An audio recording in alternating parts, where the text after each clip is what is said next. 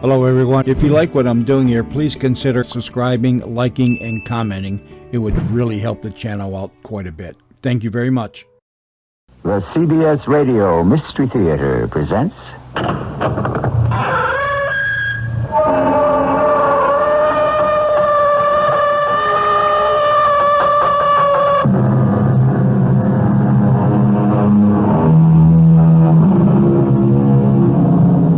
Come in. Welcome. I'm E.G. Marshall. In the annals of the Gothic mystery, no psychic detective is more venerated than Dr. Hesselius, the creation of the writer Joseph Sheridan Le Fanu.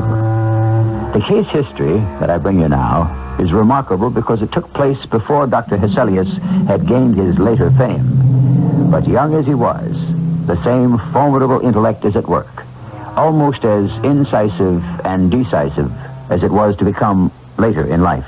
It may be of small value, Captain Barton, but I am equally persuaded that when you start to walk again, you will hear the footsteps. But why? How? What is it, Dr. Hesselius? For some undisclosed reason, and in spite of the objective evidence of the note you received, which seems to rule out supernatural influence, my instinctive judgment is that you are haunted by a familiar.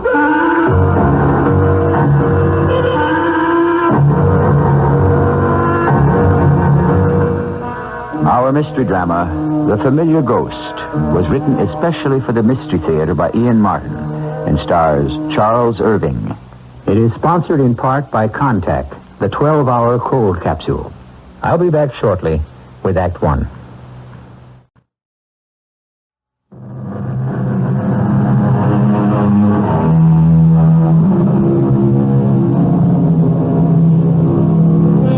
I can think of no better way of beginning this brooding tale than by first quoting Dr. Hesselius briefly on the subject of haunted men, and then introducing him to tell it. The quote, "In a rough way, we can reduce all such cases to three distinct classes. Some are those who by conscience are subject to illusions. Others are truly infested by spiritual agencies beyond their control. And the third are affected by some systemic disease which clouds their functions and destroys objective thought. Had I seen James Barton soon enough, I might have read his problem." Somewhere about the year 1894, a young man, whom I shall call Captain James Barton, returned to Dublin. He had served in His Majesty's Navy with distinction during the American War. He was 43, intelligent, a man of the world, reserved, and affluent, although he kept but one manservant and one horse. He appeared to be a man who would live to a good old age and die rich, till he met Viola Montague and fell hopelessly in love. I know I am not worthy of you, Viola. I realize there is a considerable difference in our ages.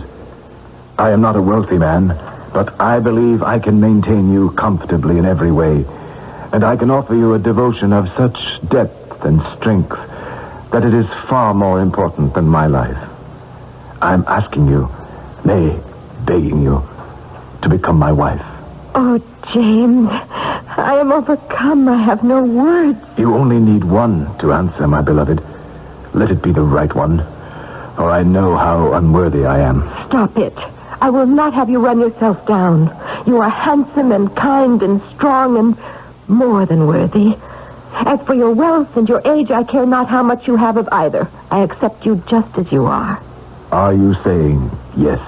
Till my father, the general, returns from Europe, I cannot promise you my hand, but for myself, I give you willingly my heart and my answer. Yes. Yes. My darling, you have made me the happiest of men. Surely when General Montague sees that, he will not refuse my suit. Have no fear. Father will be your staunch supporter. Indeed, he's already a hero worshiper of yours for all your exploits at sea and the battles you've won for your country. That's behind me now. I've had enough of the sea. I never want to return to it. I hope you never shall. I want you with me. And even if Father has any notion against our marriage, it will not take me long to wind him about my finger. When will he be back from Europe? Within 3 weeks. And we shall be married as soon after that as I can manage. It can't be too soon for me. But it's getting late. Oh, don't go yet. I'd better. With no one in the house but the servants, I don't know if I trust myself entirely. I suppose you must. Viola. Oh, James. Good night, darling. Good night. It's such a foggy and broody night. I don't like the idea of you walking home. It's not so far. Good exercise. I shall enjoy the stroll. I'll be walking on air all the way. I shall worry until I see you safe and sound tomorrow. Don't let anything happen to you. What could happen to me? I am armed and well able to take care of myself. Nothing could trouble me tonight. Not even the devil himself, though he walked in my footsteps. What prophetic echo from the inner mind could have made Captain James Barton select those special words? For in a sense, this was exactly what was about to happen to him. As he strode along the misty, shadowed streets, the leather heels of his boots echoed sharply on the cobblestones. The sound of his own boots was all very well. But of a sudden, he became conscious that he had a follower. Who's there? Who are you, I say? Am I hearing things? No one there. Not even the hint of a shadow. Imagination, I suppose. Confound it, it's chilly, cold. Better get myself home. There is someone following. And yet, if I look back, there's no one there. Oh, what am I running from? Who could be following me that I cannot see? And why am I suddenly so afraid?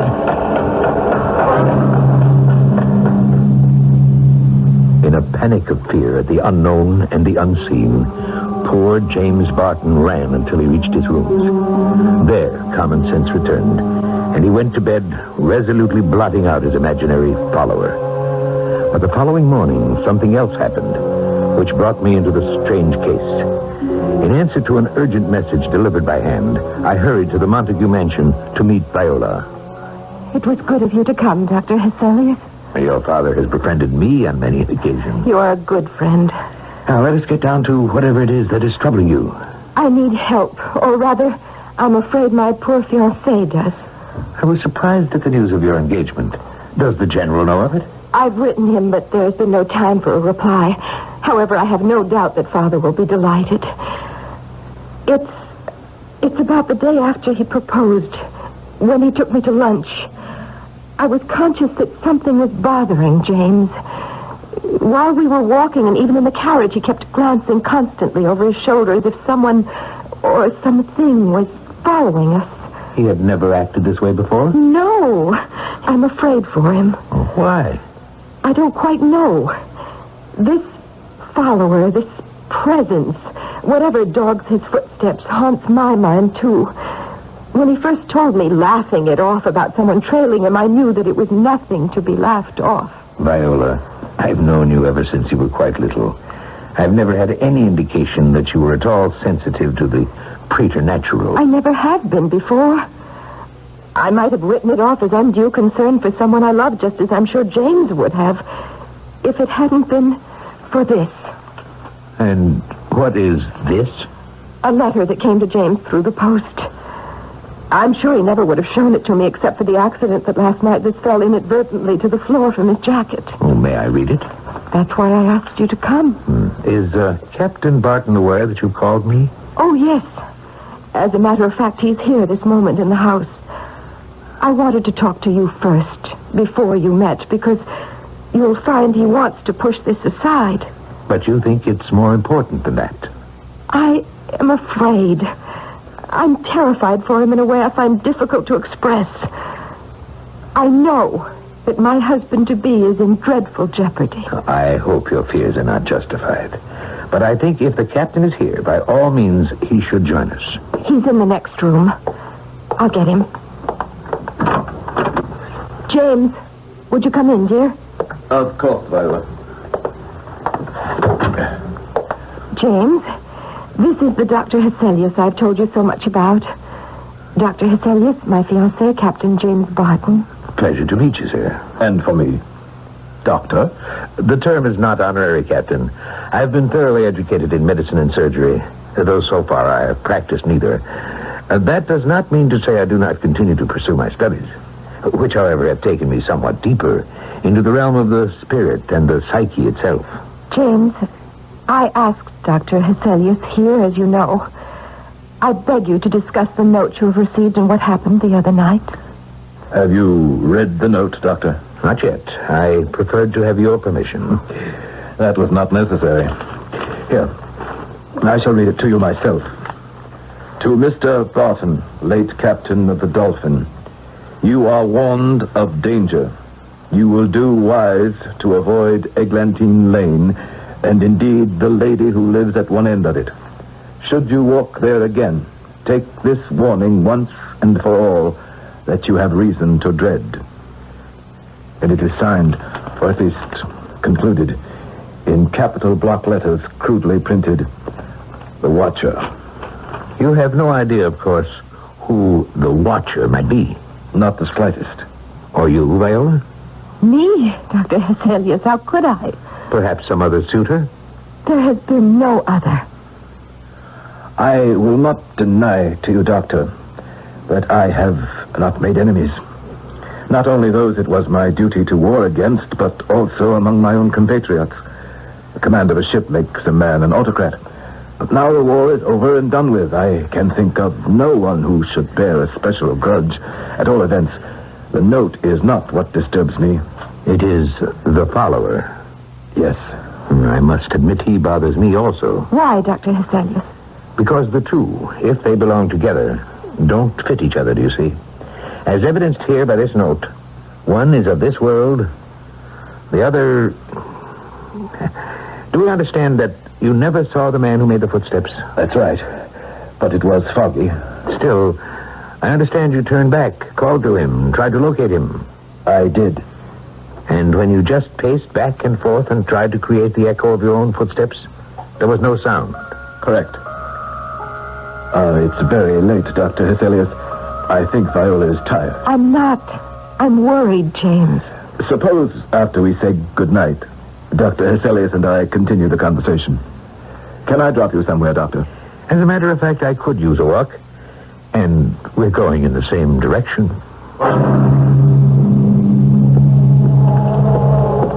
You know, of course, that I was anxious to have you walk with me as a witness. I guessed as much. To listen and look for whatever dogs your footsteps. Yes. But you didn't want Viola to know that it is a constant fact by now. How did you know? Am I right? Yes. More and more. Sometimes even in the daylight. But there is never a figure to account for the footsteps. No. And you have satisfied yourself that it is not a simple echo? Yes, I have. Listen. Do you hear them? No. But stop and turn. Do you still hear them? No. But as soon as we start to walk again, I know I will. It may be of small value, Captain Barton, but I'm equally persuaded that as soon as we start to walk again, you will hear the footsteps. Why? How? What is it, Dr. Hesselius? For some as yet undisclosed reason, and in spite of the objective evidence of the note you received, which seems to rule out supernatural influence, it is my instinctive judgment that you are haunted by a familiar. Haunted by a familiar. Now, there is a strange and awkward word, as old-fashioned in its way as our story. The dictionary will define it as many things, but the term of choice here would seem to be held in service by a supernatural tie. But who is held in service? The ghost or the host? Which is the familiar? I shall return shortly with Act 2.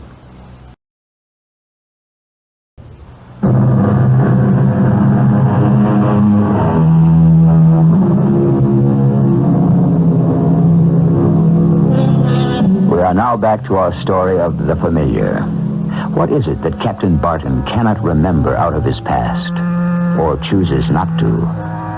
Can the brilliant Dr. Hesselius, whose mind embraces two worlds, the finite and the supernatural, solve the problem which could destruct James Barton's marriage before it even begins?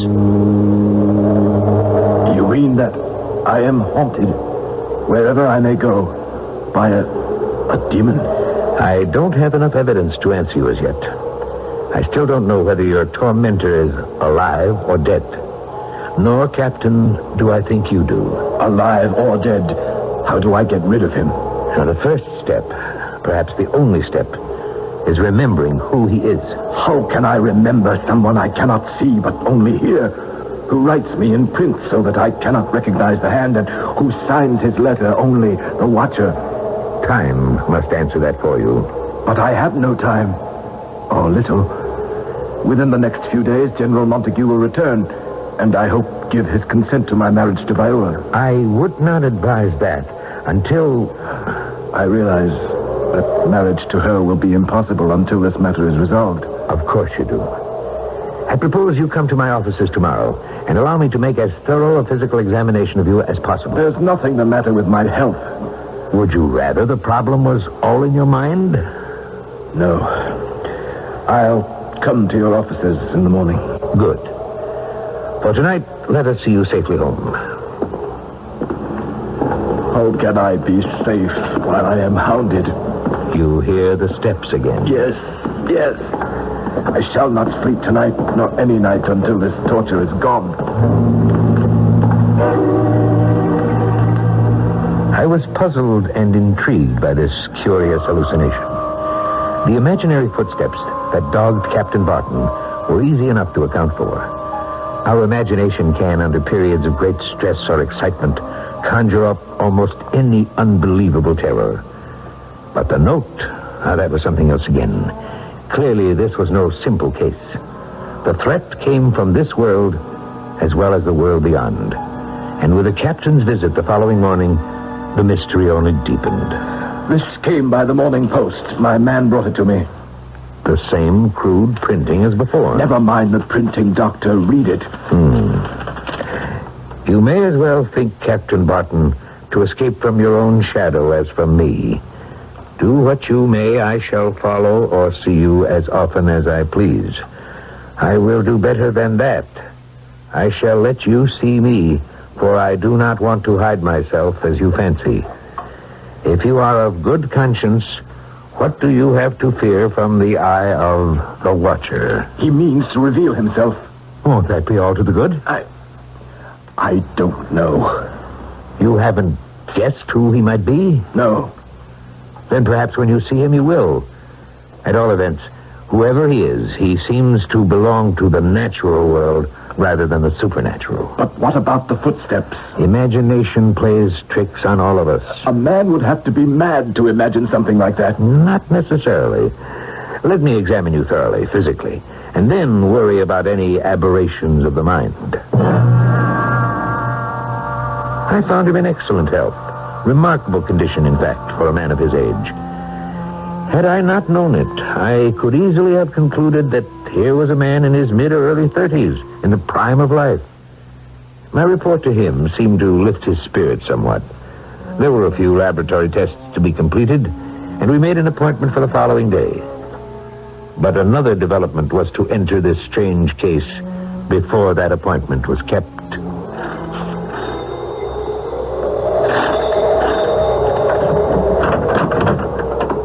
Oh, my dear Miss Montague, Viola, what an unexpected pleasure. May I please come in, Dr. Hesselius? By all means. I thought perhaps Captain Barton was with you. No, we parted after luncheon. Let me take your shawl, my dear. No, I'd rather keep it. I'm chilled to the bone. We have just seen the Watcher. We? James and I. You saw this person also? Yes. Clearly? Well, we were in the carriage on the way home. There was quite a crowd gathered at the corner of Eglinton and Copper Streets. And all of a sudden, I felt James give a compulsive start. He had told me the good news of his general health, but the start was so violent. I thought for a moment that perhaps he'd had a heart attack. I turned to him quickly. No. James, what is it? Are you ill? I see him, Viola. Who? The one who follows me. The Watcher. Where? There, in the crowd. Don't you see him? The short man there, wearing the fur cap and that strange foreign coat. Can't you see him? With the red face and the brown teeth clenched in that awful smile. Stop the carriage. I've got to catch him. Find out what he wants. Shake it out of him. No, James, no. Don't risk going near him. I must. I've got to see him face to face.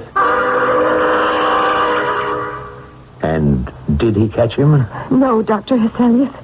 I mean, I don't know. He disappeared into the crowd and seemed as if he might have turned into Eglinton Lane. Whatever had interested the crowd seemed to be over, and they dispersed. Quite suddenly, the corner was empty, and James had vanished into thin air. Did you look for him? Oh, yes. I had the driver turn into Eglinton Lane, and we went the whole length of it. There was no sign of James. At his lodgings, his servant said he had not returned. I went back to the corner where he disappeared. He wasn't there. In desperation, I came here. What am I to do? Can you describe him to me? A little man with a red face marked as though by the pox. He had bad teeth and this terrible fixed smile on his face. And he wore a strange-looking coat and this fur hat with ear laps. He would have looked ridiculous if it hadn't been for the smile. Interesting. If he was smiling, why would you fear him? There was no warmth in the smile. It was as though someone from behind had seized the corners of the mouth and dragged them up and back till it was more of a snarl or a silent shriek of pain. When I think of it, I'm in terror for James' very life. It took me some time to calm Viola. I then saw her home in her carriage. I left her to attend to one or two business matters. Then, returning later to my own quarters on foot, was vastly cheered to find, waiting on my doorstep, an obviously healthy, if disturbed, Captain James Barton. Dr. Hesselius, thank heaven I caught you. I was about to leave again. Oh, Captain Barton, before anything, we must let Viola know that you're safe. She already knows. I came away from there shortly and hurried here by hackney. When I found you away, I was at my wits' ends after what's happened. By all means, come in and tell me. Viola says she had told you we saw the Watcher. I know you saw him and pursued him. Did you catch up with him? Let's go into the drawing room. No, he led me a pretty chase. But eventually, in some twisting alleys, I lost him. Why, then, didn't you return to Viola? I was in no condition to face anyone. Why were you so upset? Did you recognize this man you were chasing? No. Then why did he have such an effect on you? The concentrated malevolence that issued from that shrunken figure. The utter evil he projected.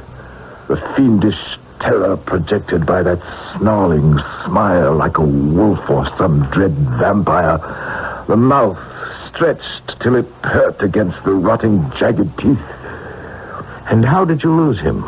I was right on his heels as he turned a corner, and as I hurtled round it, ready to pounce and seize him, he was gone. As if he had never been. As if he were but a figment of some awful nightmare. And yet you are sure you saw him. Yes, and Viola too. So she said.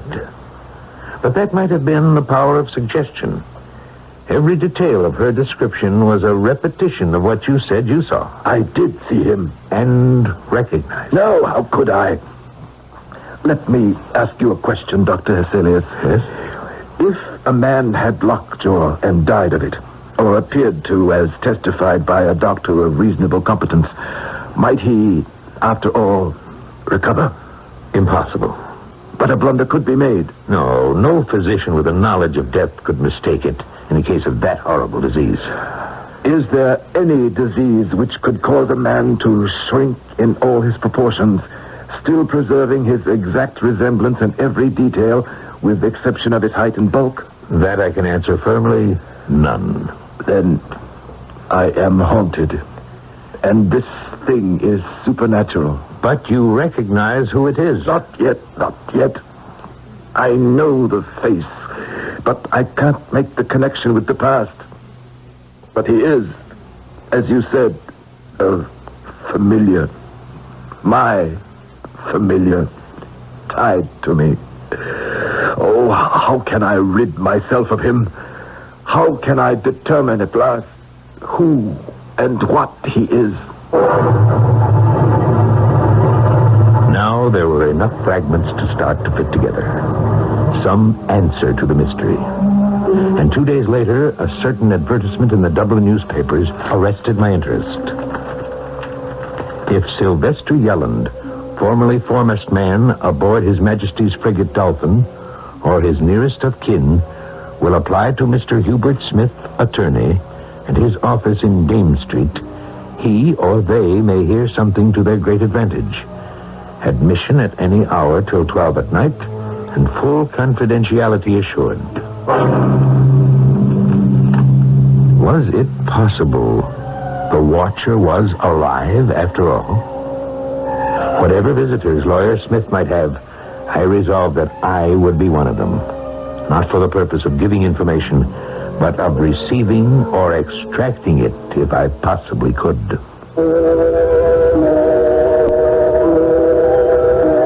Perhaps at last, through the medium of an advertisement, this strange puzzle of a haunted man is nearing solution. But is Dr. Hesselius right in assuming, simply on the slim evidence that the ship named was the one which Captain Barton once commanded, that it has any connection with him? We'll find that out when I return shortly with Act 3.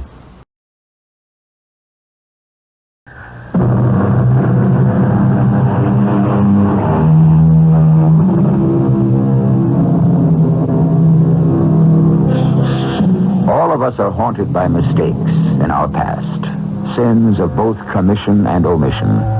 Something far deeper is born on the current from Captain Barton's past life. Something that bears with it the threat of retribution. But is the threat one of physical violence or something darker and far worse? A spiritual accounting from beyond the grave, too unspeakable to try to put into words. Upon reading the advertisement in the paper, I had been convinced that only Captain Barton could have placed it there. I could have gone to him directly, but I hesitated to. In a sense, it was none of my business. But I took it that the identification of Sylvester Yelland might solve the mystery of the captain's mysterious follower. So I went to see Lawyer Smith. Come in, then. It's unlocked. Mr. Hubert Smith? That's him, sir. And may I ask? My name is Dr. Hesselius. I'm here at the instigation of the advertisement you placed in the paper. Oh, then you know something of this Sylvester Yelland. No. My object was to ask who placed the advertisement. That, I'm afraid, would be privileged information. Why do you ask? As I said, I am a doctor. I am concerned about a patient of mine, a Captain James Barton. Do you know him? I think I must clarify my position. I am, as you know, an attorney. A client has retained me to try to ascertain the whereabouts of the party named in the advertisement, at the same time enjoining me to total secrecy as to his identity. Did Captain Barton place this ad? The answer is a categoric no. Then can you tell me who Sylvester Yelland is? Has he gotten in touch with you? That's a question I will not answer. Nor any others on this subject whatsoever. Good day, Doctor. I left Mr. Smith, the attorney, convinced in my own mind that I was right about Captain Barton. I was sure he had inserted the act. I went to Viola, a fortunate thing that I did, for I found her in woeful condition. Oh, I thank the Lord you came by, Dr. Hesselius. I'm at my wit's end. I don't know what to do. Captain Barton? Yes. My poor darling is slowly being driven mad by this strange creature who haunts his footsteps. Sylvester Yelland, you mean? Who? The name means nothing to you. No. You did not happen to read this in the daily newspaper today? What is it? A personal advertisement from the agony column. James put this in the paper? It says that the man was on board the Dolphin. Wasn't that his ship? Yes, but the ship has had other captains, other crews. It could be coincidence. Well, possibly. My instinct tells me there's some strong connection between this man and your James. I'd give a great deal to know just who he is. Then why don't you ask James himself? It's what I intend to do without delay. But I was to be frustrated in that determination by the sudden arrival home of Viola's father. General Montague was a man of exceptional force. A lifelong experience of command had accustomed him to attacking problems head-on. Since he had known the Barton family all his life, and in fact James himself 10 or 12 years earlier, he considered him a most desirable match for his daughter. As for James's follower, he dismissed him with a roar of laughter. Absolute Tommy rot. General Montague, believe me. My dear Captain, I've heard enough from Viola not to need to hear any more from you. She tells me that you are a victim to blue devils in a new and original shape. I am afraid it's a good deal more complicated. Oh, come, this will never do. You're more like a man on his way to the gallows than to the altar. As to that, General, much as it pains me, I have been thinking very seriously. Jim, your whole problem is brooding on things when you should be in a transport of joy. Your annoyance with the occasional appearance of an ugly little man throws you into fits. So let me handle this. Let him just appear once more. I shall beat him to a jelly with my own hands. If you knew what I know, you would speak very differently, General. Don't imagine that I am so weak as to assume without overwhelming proof the conclusion to which I have been forced. The proof of it is locked up. Oh, what is it? Oh, your hand, it's bleeding. It's nothing. I caught my finger on this nail by the window. It's rusty, Captain. You ought to have that seen to. There's always the danger of lockjaw. Lockjaw? Well, certainly, from the infection. Perhaps that will be the answer. What are you staring at out of the window? He's there, standing, looking up at us. Oh, where? By the lamppost. Oh, confound this fog. Which lamppost? The one across the street, in his greatcoat with the flaps of his cap flying. And he's smaller than ever. He's shrinking. But that smile, that ghastly smile. Oh, yes, I do believe I see him. Let me get my cane, and I'll thrash the rascal out of your life forever. My life? Never. Till it is ended. I tell you, Dr. Hyselius, I saw the man. Are you sure, General? When I came out the street door, there was someone by that lamppost who fits the description. But as I came out brandishing my cane, the fellow just melted into the fog. I say, Hyselius, you don't suppose he really is? Oh, no. No, I'm quite sure whoever he is, he has been, all right. The problem is he still? And who and what is he? Or was he? You got no explanation from the captain when you returned? None. Only the question, you saw him? To which I answered yes. You are quite sure? Now, look here, Hyselius, I don't take to being questioned like some common criminal. I may be getting on in years, but I've never doubted the evidence of my own eyes. That finger Barton caught on the rusty nail. The danger of lockjaw. I don't like it. Now, then there is danger of serious infection. Remember the man, the little man with that strange, stretched smile? I wonder. I don't follow you, but I do know this is something out of my ken. Can't you have a talk with Barton? I'd better. Or else he may not be able to keep his balance on the brink of tragedy. It will be too late.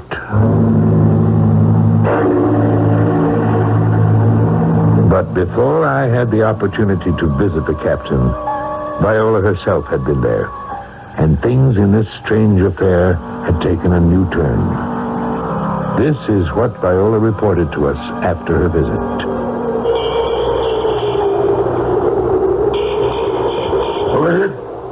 Viola James, darling. Viola, no. Go away. Please, let me in. You should not be here. Go away from me, as I begged you. Forget me. I'm not worthy. Let me be the judge of that. Darling, it's cold. Let me come in. Why not? The struggle is almost ended now. Come in. What struggle, darling? My sufferings will soon be over. I pray I leave you no legacy of suffering, too. What suffering? Retribution. My punishment for my sins. I don't know what to say to you except for whatever it means. Comfort has been revealed to me. I am happy to hear you speak so tranquilly. Peace and cheer of mind will make you yourself again. I can never be that, Viola. Forgive me for what I have done to you. I am no longer fit for life. I am soon to die. There is no help for me anymore. There is no hope or joy left. Only one last smile. The smile of well-deserved death. Viola was devastated by her rejection. And in a strange turn of face, the general, instead of being relieved, was furious at what he considered an insult to his daughter. I myself made a visit to the captain's chambers, but his servant informed me he was not at home. So 2 days passed before that same servant came knocking wildly at my door while the general waited for me to join him in the carriage. We drove straight to Captain Barton's lodgings. Well, he has to be in there. His servant insisted he was. The door was locked from the inside. Then I'm afraid we're too late. Yes, so am I. But I would have hesitated to break the door down alone. No time for hesitation anymore. It's a sturdy door. Not that sturdy. I think we can manage it between us. Ready? Yes. Here we go.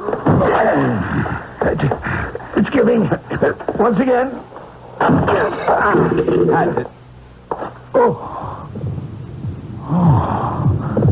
Good Lord. Control yourself, General. I'm sorry, Silas.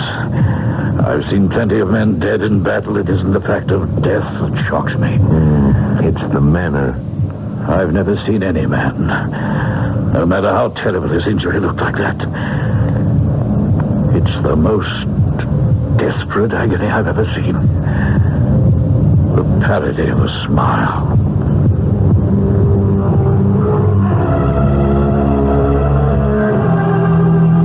The captain lay in his bed, composed enough, as though he had been waiting for death.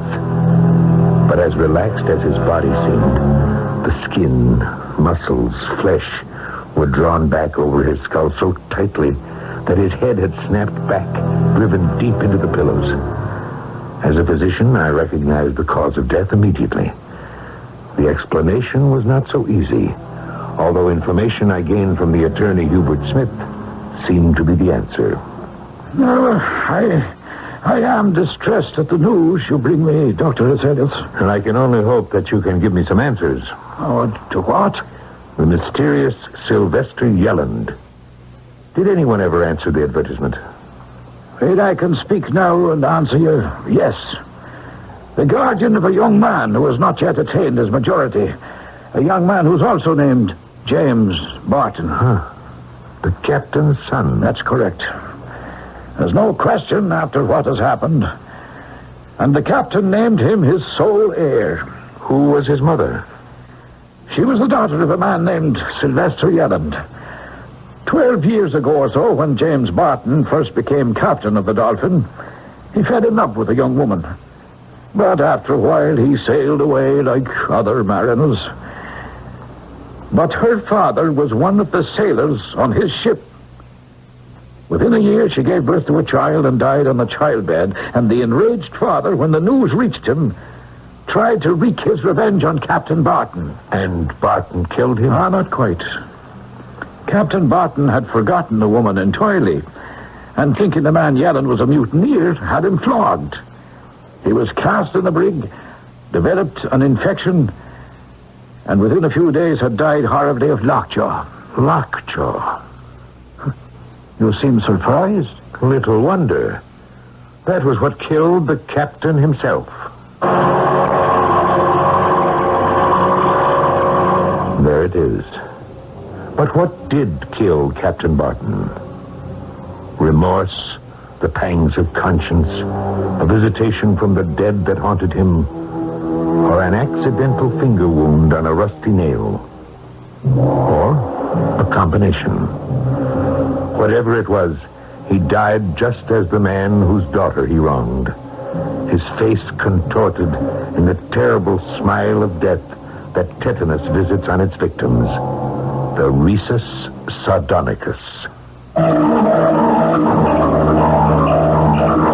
Let me hasten to add, to reassure all of you, that this story would not have been possible today. All children get shots to guard against the virulence of tetanus, and the vaccine is absolute protection. 200 years ago, we were not as fortunate as we are today. I'll be back shortly.